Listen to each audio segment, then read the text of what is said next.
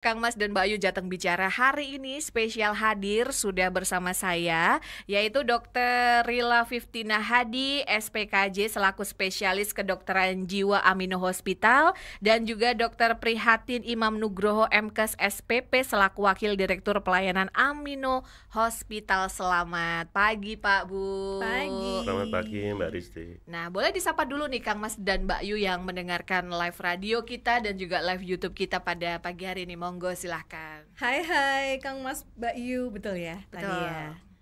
Selamat Apa pagi kabar? Kang Mas Mbak Yu semuanya yang hari ini sudah mendengarkan Jateng Radio ya. Iya, baik. Dan hari ini tema kita adalah tenang di tengah genangan, merawat kesehatan jiwa bagi korban rob sayung nih Kang Mas dan Mbak Yu. Nah, kalau ada yang pengen dicurhatkan, mumpung hari ini ada Dr. Rila dan juga Pak Nugroho ya. Kita Ya. nyebutnya Dr. Rila dan Dr. Nugroho gitu Betul. aja ya. Akan menerima curhatan-curhatan dari Kang Mas dan Mbak Yu semuanya, boleh ya di 081399659922. Namanya siapa, dari daerah mana, baru pertanyaannya. Habis ini kita akan ngobrol-ngobrol, jangan kemana-mana nih Kang Mas dan Mbak Yu di Jateng Bicara. Dan kita akan membahas tentang mental health di daerah Sayung. Nah, tapi sebelum itu nih Kang Mas dan Mbak Yu, mungkin juga bukan cuma saya ya Dok yang penasaran gitu. Karena jujur ini cerita ya, kemarin tuh kita sempat mencari untuk membagikan flyer gitu. Kita cari nih RSJD Amino, kok nggak ada. Tapi kemudian waktu itu saya di WA, kok sekarang namanya Amino Hospital ya. Padahal di Instagram itu masih RSJD Amino. Nah, kadang kan ini bingung nih. Sebenarnya nih RSJD Amino atau sekarang Amino Hospital. Mungkin ada perubahan nama atau beda manajemen, atau sebenarnya ini sama atau bagaimana nih Pak nih? Monggo silakan. Baik, terima kasih Mbak Ristri untuk Kang Mas Mbak Yu. Jadi memang benar saat ini Rumah Sakit Jiwa Dr. Amino Gondo Hutomo merupakan salah satu rumah sakit jiwa di bawah pemerintah Provinsi Jawa Tengah. Dan untuk penyebutan sebenarnya kita berusaha untuk lebih agar lebih familiar dan lebih bisa diterima oleh masyarakat. Amino melakukan rebranding dengan penyebutan sebagai Amino Hospital. Harapannya tentu saja ini bisa diterima masyarakat, kemudian juga mengurangi stigmatisasi terkait dengan status rumah sakit jiwa. Gitu. Selain itu juga kita sedang menyongsong regulasi baru gitu, atau peraturan baru Mbak Risti.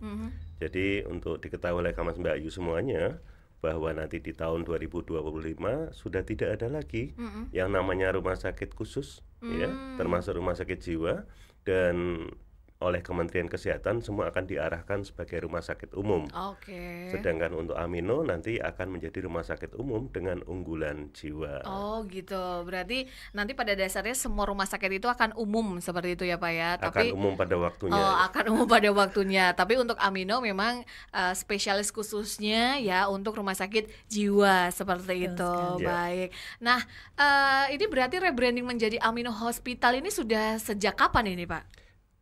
Upaya rebranding ini sudah terhitung dari 2 tahun yang lalu. Oh, ya. 2 tahun ya. Kita sudah berusaha untuk mensosialisasikan penyebutan Amino Hospital ini di media-media sosial yang kita miliki, termasuk juga di depan gedung kita. Oh iya benar. Iya, di gedung rumah sakit Amino itu sekarang tertulisnya Amino Hospital. Amino Hospital ya. Betul. Seperti itu. Jadi jangan bingung, ini rumah sakitnya beda atau sama. Ternyata sama. Memang Sama saja. rebranding menjadi Amino Hospital. Juga penyebutannya juga semakin ini ya, semakin akrab gitu ya Pak ya. Kekinian. Easy listening jadinya. Bener-bener. Nggak serem gitu kalau RSJD kan, waduh ini rumah sakit jiwa, kalau mau ke situ juga malu gitu ya Bu ya. Apa sakit jiwa gitu ya. Orang saya juga malu.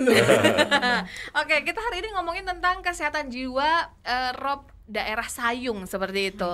Nah, kalau ngomongin rob, orang kalau rob itu berarti omonginnya banjir. Yes. Tapi kok ini bisa sampai kesehatan jiwa? Kadang masyarakat pun tidak paham itu ya. Tanpa disadari ternyata itu juga ada efeknya. Nah, mungkin ini bisa dijelaskan Ibu, kira-kira apa sih hubungannya rob terus tiba-tiba kok bisa kena mental health-nya gitu. Baik.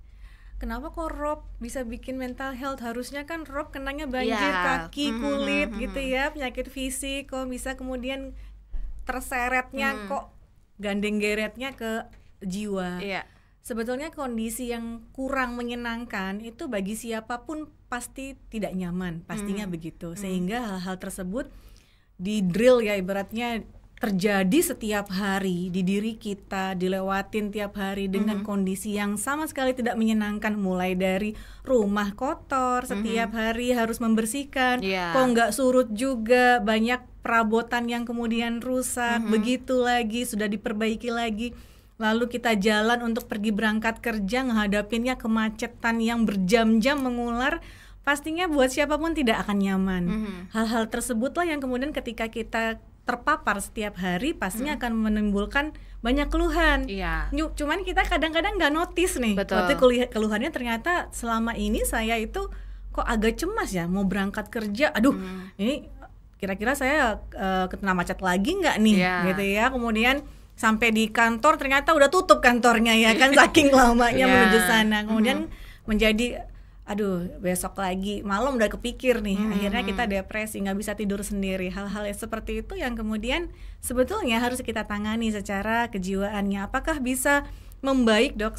Kalau dia terpapar setiap hari, lama-lama ada beberapa orang yang kemudian menjadi desensitisasi. Ya udahlah, udah biasa saya seperti itu. Jadinya dia udah nggak masuk lagi ke dalam alam bawah sadarnya, sudah jalan aja gitu. Iya, itu kayak menormalisasikan yang seharusnya tidak boleh gitu ya Pak. Padahal kalau ditumpuk lama-lama itu meledak jadinya juga. ini. Nah sebenarnya sejauh ini pengamatan baik itu Dokter Villa dan juga Dokter Ila ya, dan juga Dokter Nugroho yang memang menangani daerah Sayung ya, tentunya itu sudah sangat mengkhawatirkan, dalam keadaan yang mengkhawatirkan, atau memang masih aman atau seperti apa nih? Sebetulnya kalau dari korban rocknya sendiri banyak pegawai kita nggih Dokter Nuk, banyak yang dari pegawai kita, dan kemudian apakah mereka datang terlambat? Jawabannya juga tidak, datangnya tetap tepat waktu karena pegawai Pemprov yang harus jam 7 pas gitu ya absen, sehingga mereka datangnya lebih digasihkan lagi berangkatnya sehingga tepat waktu. Apakah ketika kadang kita bertanya ya kepada pegawai kita sendiri, datang dengan kondisi seperti itu apa yang dirasakan? Ya lebih banyak mereka ke desensitisasi, atau mungkin karena sudah biasa menangani pasien kami ya, sehingga mereka ya sudahlah, diterimalah itu takdir, ibaratnya seperti itu, sehingga mereka tidak terjadi hal-hal yang seperti tadi saya sebutkan. Apakah kemudian kecemasan, kemudian apa jadi nggak bisa tidur karena harus melewati hal itu setiap hari. Kalau yang selama ini ada terpapar di depan kami, memang pegawai kami lebih ke bisa mengatasi hal tersebut, bisa beradaptasi. Oke, baik. Nah, kalau untuk para korban nih, tentunya kalau misalkan bantuan-bantuan nih Pak, misal salah satunya mungkin dari rumah sakit lain juga ikut membantu ya, karena saya tahu spelling itu kan selalu digilir ya. Betul. Seperti itu. Nah, kalau dari RS atau Amino Hospital sendiri nih Pak, sejauh ini apa sih yang sudah diberikan nih untuk warga Sayung, tentunya untuk membantu mereka agar bisa pulih nih dari kesehatan mental? Baik, jadi karena Mbak Yu ini juga sekaligus menekankan apa yang sudah diupayakan oleh pemerintah Provinsi Jawa Tengah, baik Bapak Pimpinan Gubernur Jawa Tengah Bapak Ahmad Lutfi maupun Wakil Gubernur Tad Yassin. Jadi memang menginstruksikan semua OPD Mbak Risti untuk melakukan upaya-upaya penanganan ROP ini di sana, termasuk 7 rumah sakit. Salah satu bentuknya yang menjadi program dari Bapak Gubernur adalah kegiatan spelling yang tadi Mbak Resti sampaikan.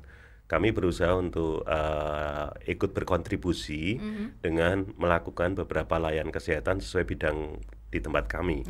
Di antaranya untuk penanganan masalah-masalah kesehatan di bidang fisik maupun spesialisasi kami di bidang kejiwaan. Jadi teman-teman dokter spesialis jiwa, kemudian dokter spesialis lain misalnya penyakit dalam, kemudian dokter kandungan, kami hadir di sana untuk ikut melakukan upaya-upaya penanganan dampak dari adanya ROP tersebut. Dan ini memang sudah menjadi komitmen Bapak Gubernur, dan kami di bawahnya, di bawah Pemprov berkomitmen untuk ikut serta dalam penanganan dampak ROP tersebut. Oke, baik. Nah, antusiasnya nih Pak, maksudnya kadang kan kalau kesehatan kulit itu kelihatan nih kan, kelihatan aduh diperiksain ini, kemudian luka itu kelihatan. Nah kalau jiwa ini kan kita nggak tahu ya, kadang kita sakit tapi kita nggak ngerasa kalau kita sakit seperti itu kan, pendekatannya akan susah nih ke masyarakat. Nah sejauh ini kesulitan pernah nggak sih Pak dirasa, atau mungkin himbauan aja nih buat masyarakat yang nantinya kan pasti akan spelling lagi ke sana, kalau ayo dong ikut diperiksakan, ini bukan suatu aib loh, tapi kita mencegah agar diri kita ini tetap bahagia gitu ya Pak ya, gimana? Ya, jadi betul sekali. Jadi bagaimanapun saat ini masih ada keengganan ya masyarakat kalau berbicara tentang masalah jiwa untuk hadir di layanan kesehatan atau di rumah sakit. Kami sendiri berusaha melakukan pendekatan dengan metode spelling yang sudah jadi program dari Bapak Gubernur. Sekaligus kami juga mencoba mengakomodasi. Saat ini di Amino kami punya layanan konseling yang sifatnya tidak harus hadir. Tidak harus hadir. Iya, jadi ada namanya Kopi 93 atau konseling online kasus-kasus psikologi. 93-nya itu di jam 9 sampai jam 3 sore. Tujuannya tentu saja mengakomodasi kebutuhan permasalahan psikologi maupun psikiatri yang ada di masyarakat yang belum bisa hadir ke Amino lewat chat yang ada di Amino yang disediakan di medsos Amino. Ya, ini sangat menarik dan memudahkan tentunya ya. Dan tentunya kan orang akan lebih nyaman untuk bercerita ya Pak, karena kan kalau ketemu malu seperti itu. Nah, antusiasnya seperti apa nih sejauh ini nih Pak? Sejauh ini alhamdulillah bisa digunakan oleh sebagian masyarakat untuk menyampaikan permasalahan-permasalahan baik masalah psikologi maupun kejiwaan. Dan salah satu sebagai upaya tindak lanjutnya juga ada juga kita kerjasama, jadi bundling dengan layanan yang ada di Puskesmas Rawasari. Jadi di Puskesmas Rawasari itu ada layanan untuk ibu hamil atau ibu habis melahirkan, di mana kadang-kadang kan ada muncul masalah jiwa. Di situ kita bundling menggait Kopi 93. Jadi satu layanan yang bridging, terintegrasi dengan itu.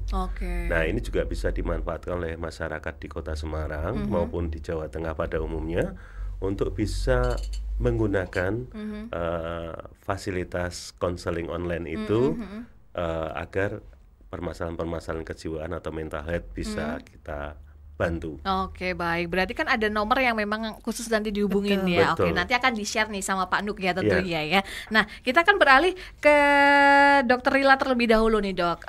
Di lokasi ya, maksudnya warga Sayung, Demak khususnya, atau mungkin warga Jawa Tengah pada umumnya, sejauh ini kesehatan mental yang sering mereka keluhkan atau sering banyak dikonsultasikan itu seputar apa sih? Mungkin lebih ke insecure atau mungkin KDRT, stres atau apa Dok? Kalau area Pantura itu memang lebih banyak skizofrenia. Jadi lebih ke gangguan jiwa berat. Sebetulnya kalau di jiwa itu ada 2 core ya, artinya 2 cabang ilmunya. Yang pertama adalah namanya gangguan jiwa berat, satunya masalah kesehatan jiwa. Sehingga kalau yang kita lihat di pinggir jalan kaki nggak pakai baju namanya ODGJ. Oh, ODGJ, oke. Sehingga kalau kita yang depresi, cemas, jangan takut, itu bukan gila. Itu adalah orang dengan masalah kesehatan jiwa, ODMK. Itu berbeda sekali. Jadi bukan berarti tidak bisa tidur, insecure, kemudian disebutnya gila, bukan, sama sekali bukan begitu. Lalu kalau yang di area Pantura, area kita memang areanya adalah Pantura, regional kita itu lebih banyak di skizofrenia. Kami memang juga bekerja sama dengan beberapa panti di area tersebut juga ada pantinya. Kemudian untuk antar jemput supaya jauh lebih tertangani pastinya. Jadi kalau ditanya mana yang paling banyak di area tersebut memang skizofren. Tapi apakah ada yang dengan masalah kesehatan jiwa? Juga banyak. Biasanya orang dengan masalah kesehatan jiwa, cemas, depresi, tidak bisa tidur, itu lebih ke anak muda, Gen Z begitu ya, yang berani untuk speak up. Saya harus call for help ke layanan kesehatan yang lebih profesional. jika dibandingkan dengan dewasa tua. Kalau dewasa tua mungkin lebih ayo sudah biasa, nanti juga baik lagi, nanti akan beradaptasi lagi.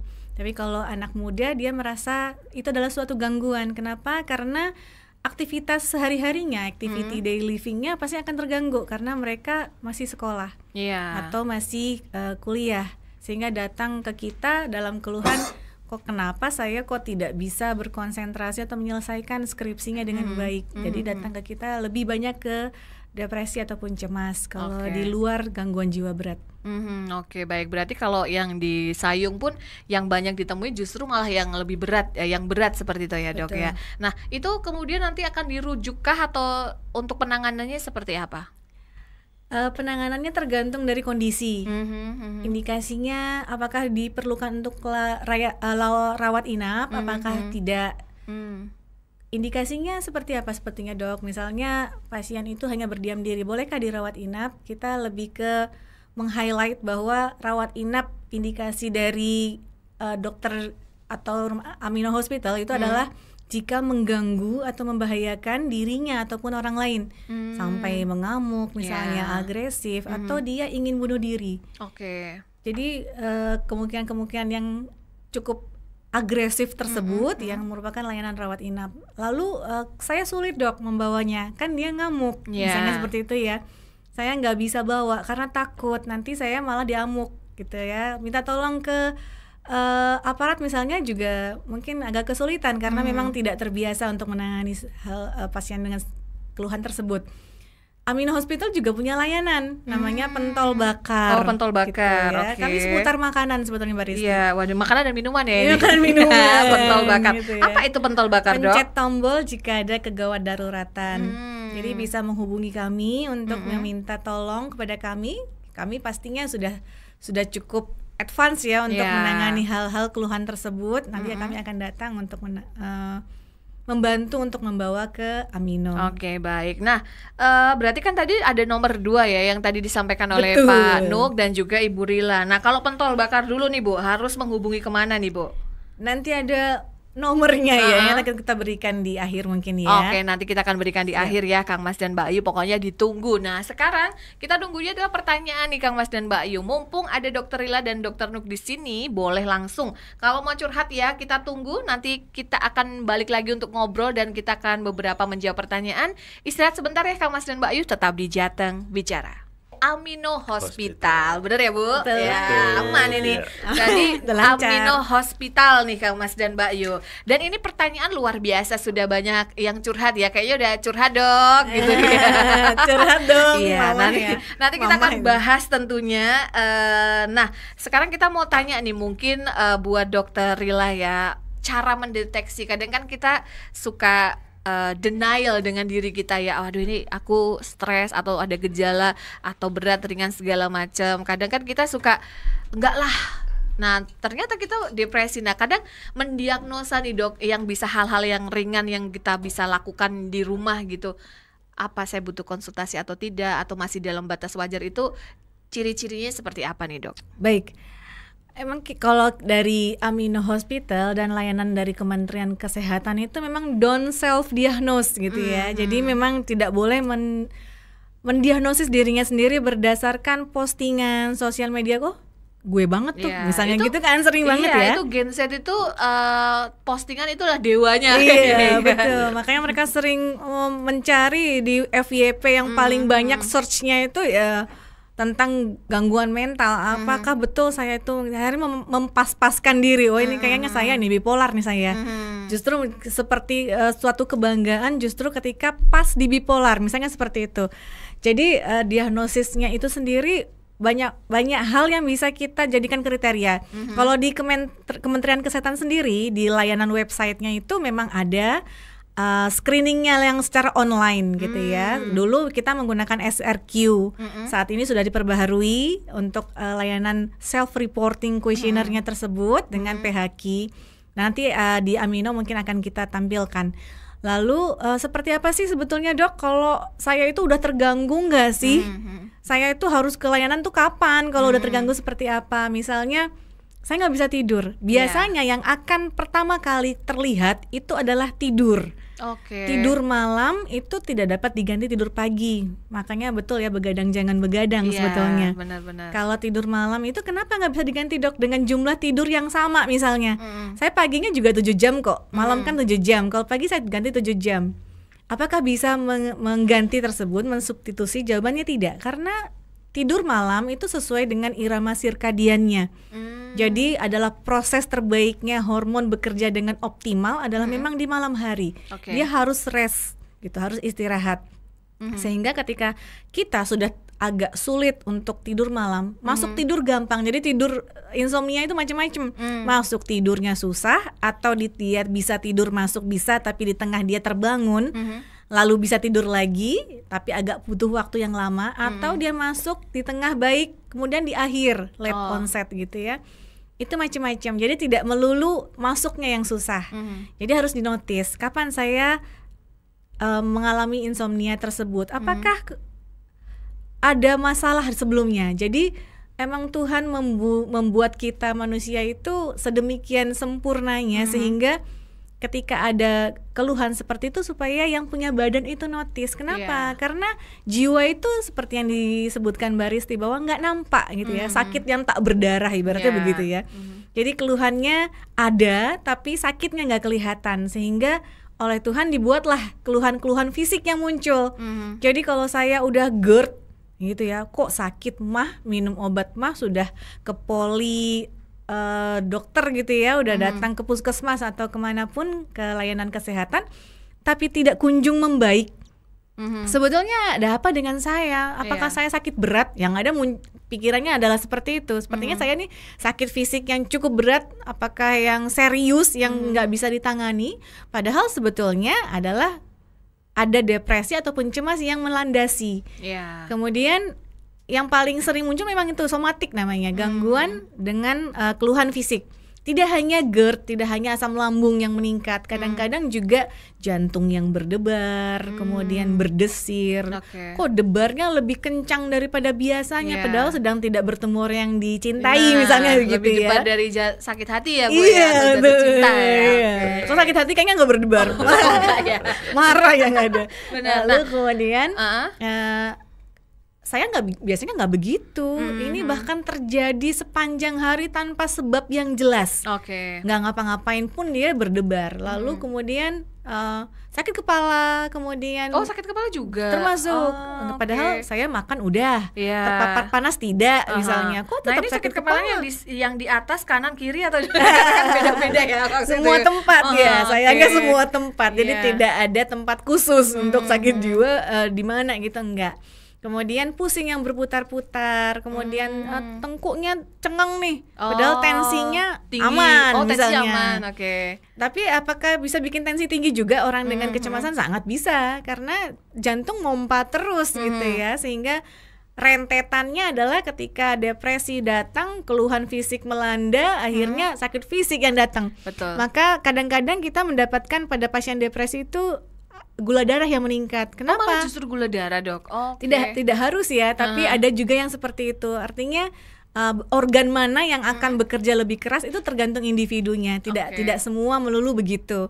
Jadi kita melihat bahwa tiba-tiba kok gula darah saya tinggi, padahal saya tidak ada riwayat gula darah. Ternyata memang ada riwayat masalah yang sedang dipikirkan. Jadi pankreas bekerja lebih keras. Oleh karena itu kenapa harus diobatin? Bukan berarti kemudian nanti organnya malah rusak kalau minum obat antidepresan terus nih, Dok. Nanti jadinya saya bisa, organ saya, ginjal saya kena nih. Malah justru kalau nggak diobatin, yang seperti saya gambarkan tadi, ketika hormon serotonin itu hormon yang bertanggung jawab terhadap mood kita lebih baik ataupun sedih ataupun senang, itu akan turun. Ketika dia turun, semua organ tubuh kita yang tadi saya sebutkan dipanggil untuk bekerja keras supaya yang punya badan notice gitu.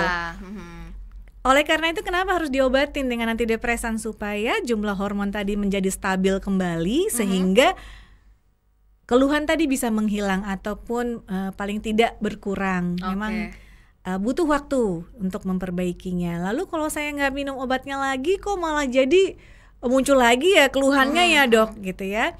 Karena kalau di jiwa itu tidak ada pemeriksaan khususnya, belum bisa kitanya untuk pemeriksaan khususnya. Kalau misalnya demam kita cek darah, oh kelihatan nih trombositnya naik apa turun gitu ya. Kalau di jiwa kan kita bisa melihat ya perbaikannya itu adalah dengan oleh dokternya akan dituntun setelah tidak ada keluhan lagi. Dosisnya akan diturunkan, kemudian semakin diturunkan sampai dosis terkecil yang kemudian tidak menimbulkan keluhan kembali. Jadi nggak boleh dihentikan mendadak. Kalau dihentikan mendadak, jumlah hormon tadi belum stabil di tengah. Nah ini sering terjadi nih dok. Jadi kayak udah merasa enakan, terus udahlah, nggak usah gitu. Padahal ternyata itu nanti juga akan mempengaruhi ya, dosisnya juga akan berbeda seperti itu ya dok ya. Oke. Nah kalau tadi disampaikan juga kembali ke sayung ya. Nah, kita emang stres ya kalau misalkan jalan macet semua, habis itu apalagi kalau orangnya itu apa ya namanya gejala OCD apa yang tidak bisa melihat kotor gitu-gitu kan, itu kan stres banget gitu dok melihat rumahnya ada rob segala macam.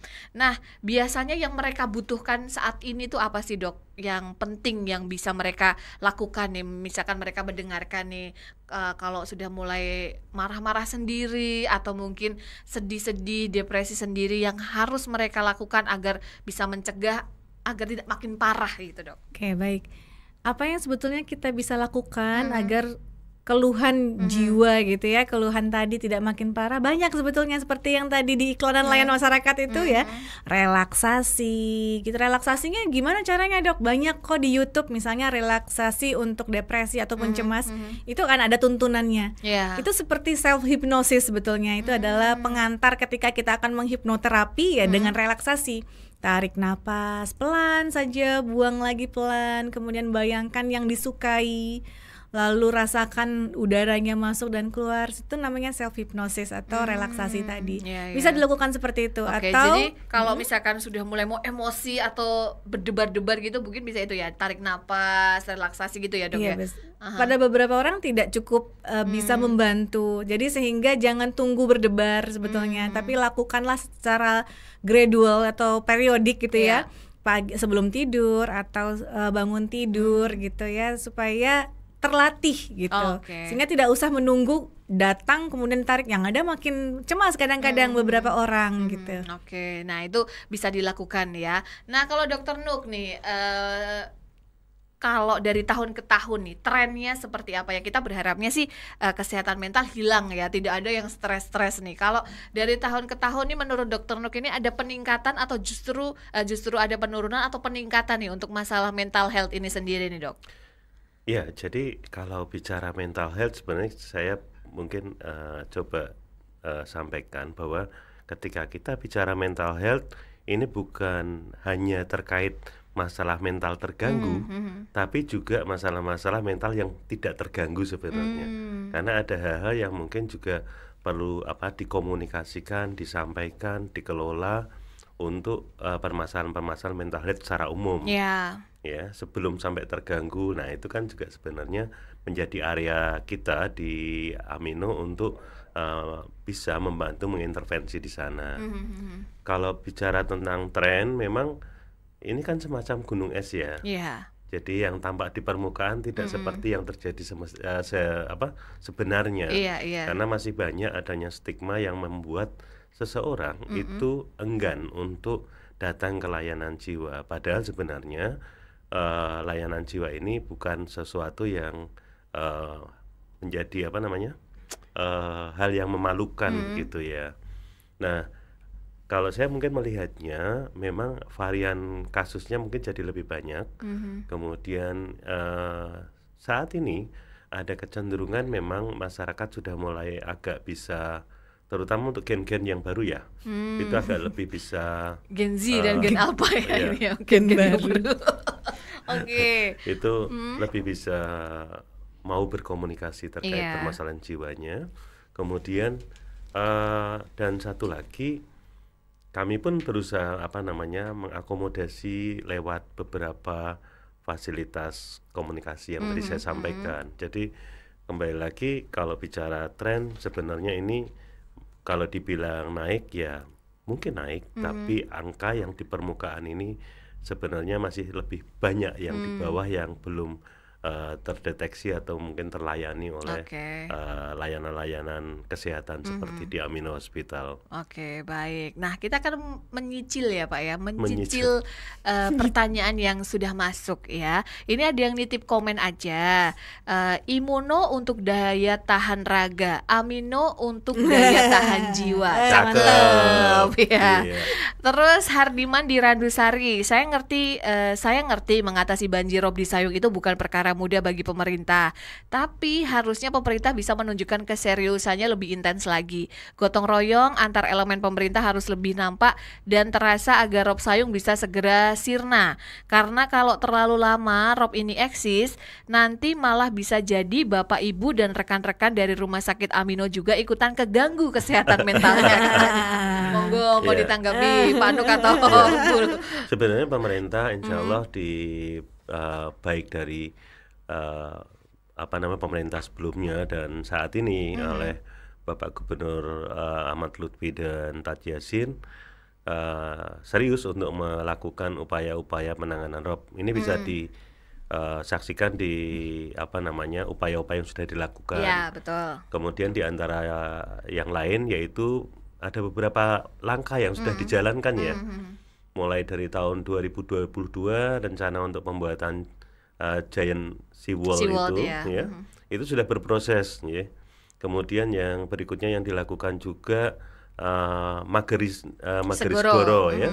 Itu dilakukan penanaman mangrove, itu sudah berjalan juga. Jadi insya Allah komitmen dari pemerintah Provinsi Jawa Tengah untuk penanganan ini insya Allah serius dan diupayakan lewat komprehensif dari beberapa atau berbagai komponen yang ada.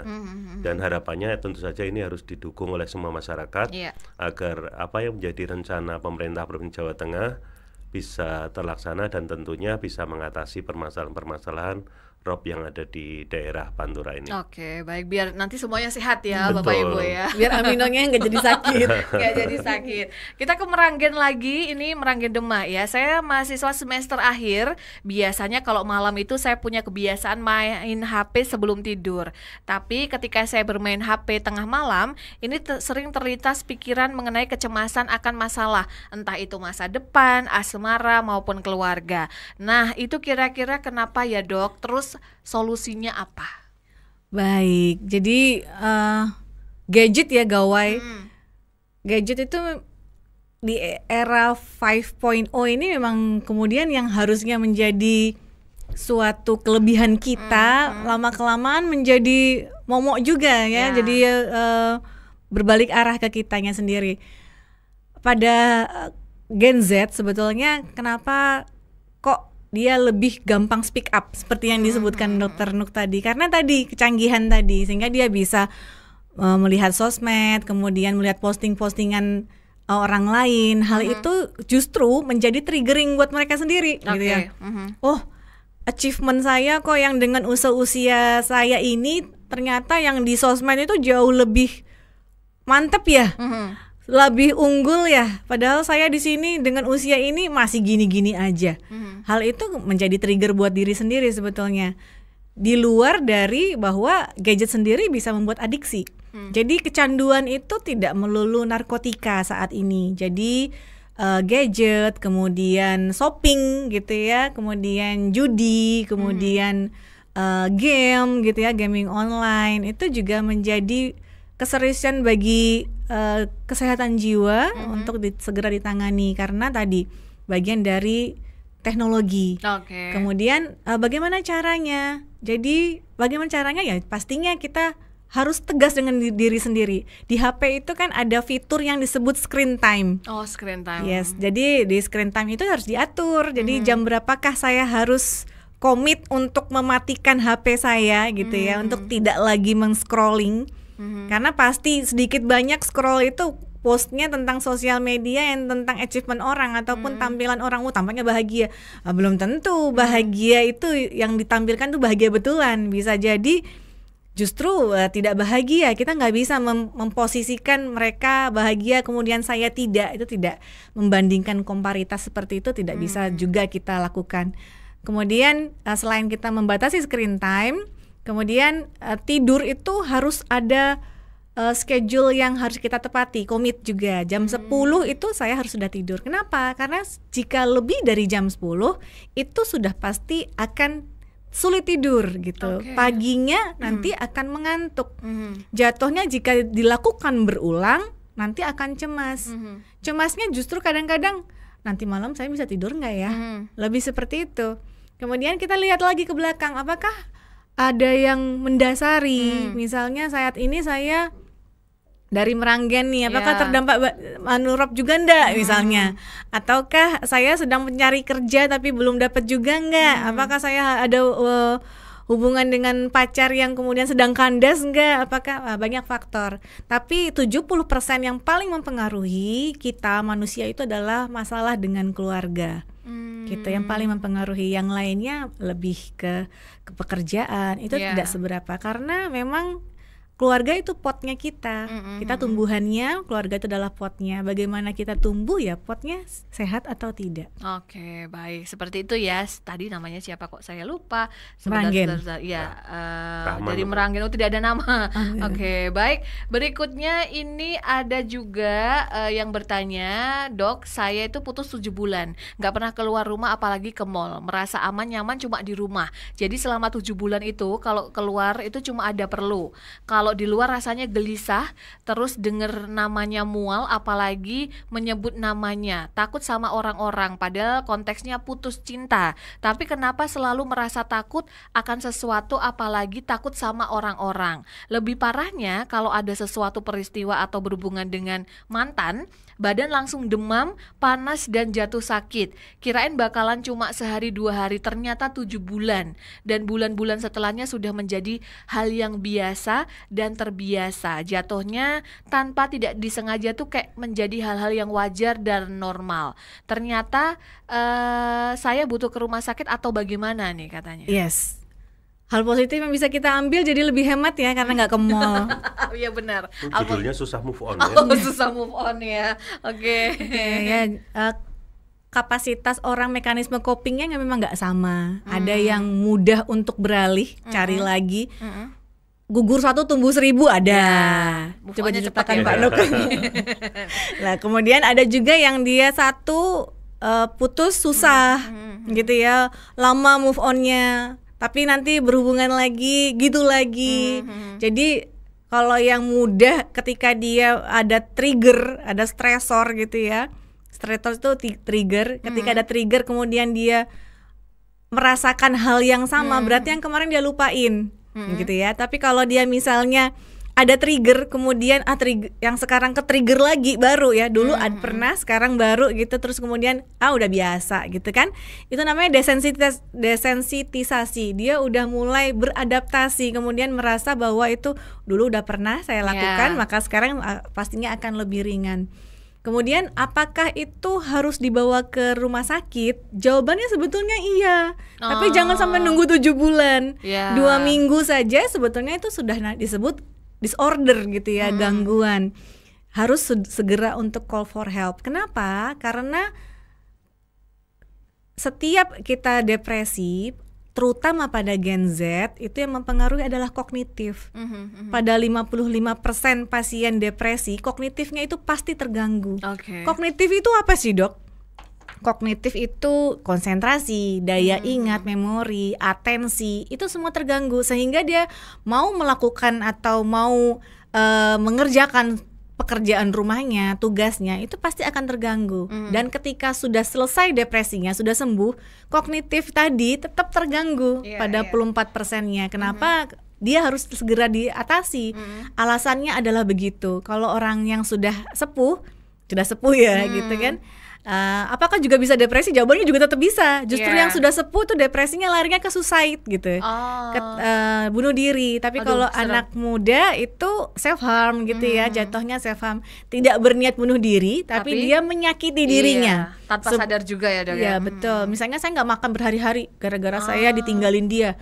Udah biar saya nggak makan, biar saya sakit misalnya. Itu ya bentuk self harm sebetulnya. Tidak melulu harus barcode atau menggaris gitu ya, menyakiti dirinya dengan pisau. Kemudian hal tersebut kenapa harusnya dinotis? Karena tadi nggak ada lukanya ya, sehingga bentuk gejalanya adalah organ tubuh yang bekerja lebih berat, gitu ya. Tadi dia cemas, keluhan-keluhan fisik muncul semua, itu adalah bagian dari somatik. Sudah terjadi depresi. Baik, nah ini kan masalah-masalah kesehatan mental atau masalah-masalah depresi yang mungkin disadari tanpa disadari itu sekarang banyak menyerang Gen Z ya Pak ya, apalagi kan mungkin Gen Z lebih speak up ya Bu ya. Nah kalau di Amino sendiri ada nggak sih layanan spesialis, maksudnya psikiater atau psikolog yang mungkin nih teman-teman mereka ini yang sedang mendengarkan kan pasti mereka butuh loh yang memang menangani, atau dokter yang kamu harus butuh ke profesional gitu loh, jangan cuma curhatnya di media sosial gitu. Nah kalau di Amino sendiri ada nggak sih Pak yang menangani itu? Pasti ada ya. Kami semua ada. Kalau nggak ada, apa yang diminta kita ada, gitu ya. Termasuk untuk layanan konsultasi, baik itu untuk baby boomer sampai Gen Z kita ada. Ya. Kemudian juga ada beberapa bentuk atau konsep layanan, mulai dari layanan yang reguler yang ada di rumah sakit maupun yang kita lakukan dengan penjangkauan ke lapangan. Salah satu yang kita lakukan adalah kegiatan namanya Lompia atau layanan komunitas. Untuk siapa? Untuk panti. Panti ini bisa panti sosial, panti asuhan maupun juga untuk pondok pesantren. Kemudian juga untuk siswa. Nah, jadi segmen kami untuk di Provinsi Jawa Tengah adalah teman-teman yang ada di siswa SMA dan SMK. Untuk komunitas macam-macam, bisa komunitas OPD, ya, Kominfo boleh, kemudian di BUMN, BUMD, kita juga menjangkau di sana. Nah itu yang upaya-upaya kami untuk melakukan penjangkauan di masyarakat. Kemudian yang lain yang kita bisa lakukan adalah lewat komunikasi online tadi. Jadi itu beberapa upaya kita untuk mengakomodasi bentuk-bentuk layanan permasalahan mental health yang ada di masyarakat. Seperti itu ya. Baik, makin seru dan nanti kita akan istirahat dulu. Nanti kita akan lanjut untuk menjawab pertanyaan juga tentunya ya buat Kang Mas dan Mbak Ayu. Jangan kemana-mana, tetap di Jateng Bicara. Dokter, saya ini ekstrovert. Saya sangat mudah terpengaruh perkataan orang atau sesuatu yang berasal dari luar diri saya. Kadang hal tersebut tidak baik sehingga membuat saya jadi cemas. Bagaimana cara menghadapi atau mengontrol hal tersebut? Baik, kita harus memahami dulu, ekstrovert itu bukan berarti mudah untuk menerima omongan orang, bukan. Ekstrovert itu lebih ke mudah bergaul, kemudian dia lebih terbuka, mudah untuk menyampaikan apa yang dia rasa, mudah ekspresif, itu adalah ekstrovert. Jika mudah terpengaruh dengan apa yang dikatakan orang, itu lebih ke cemas, menghindar, itu karakter. Jadi semua manusia itu memiliki karakter, tidak hanya Mbak Hesti aja sebetulnya. Semua, termasuk saya, termasuk Mbak Risti, Dokter Nuk, itu pasti punya karakter. Karakter itu seperti apa dok? Karakter itu bisa misalnya orangnya agak disiplin, maka dia perfeksionis. Kemudian apakah orangnya itu harus ada tempat satu bertumpu, maka namanya karakternya dependent. Jadi dia nggak bisa lepas sendiri, harus ada yang satu inang yang dia ikutin. Misalnya suaminya diikutin terus, terjadi semua keputusan harus ada dari satu orang tersebut. Dia nggak bisa memutuskan keputusannya sendiri. Kemudian ada juga yang kemudian paranoidan. Aduh itu kayaknya orangnya jahat tuh. Ada yang orang seperti itu selalu menilai orang dari sisi yang buruk. Itu ada juga, itu karakter juga. Termasuk tadi. Jadi ketika menerima informasi atau apakah dia berbicara dengan orang kemudian aku tadi nyakitin hati orang nggak sih?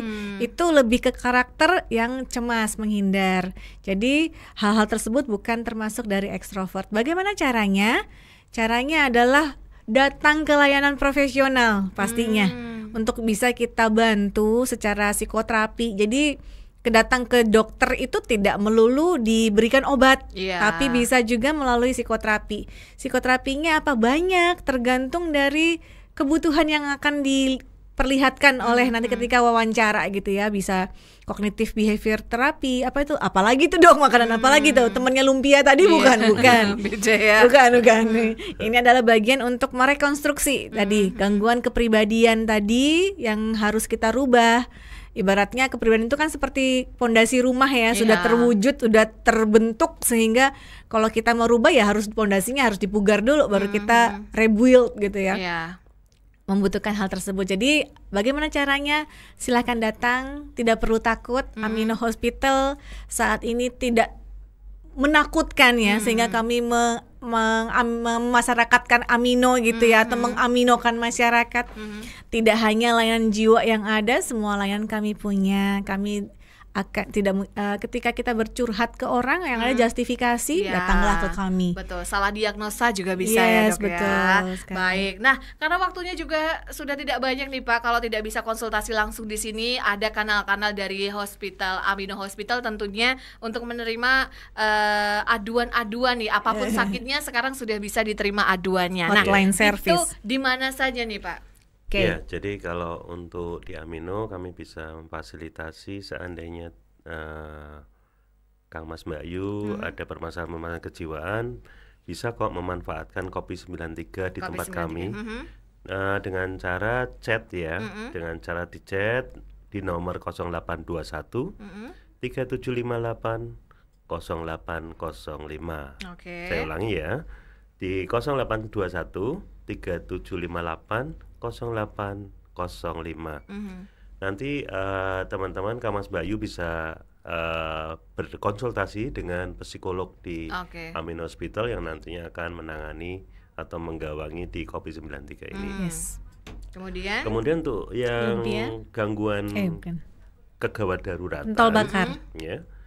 Jadi ada masalah jiwa, kegawat daruratan, ada pasien jiwa yang mungkin gaduh gelisah, mengamuk gitu ya.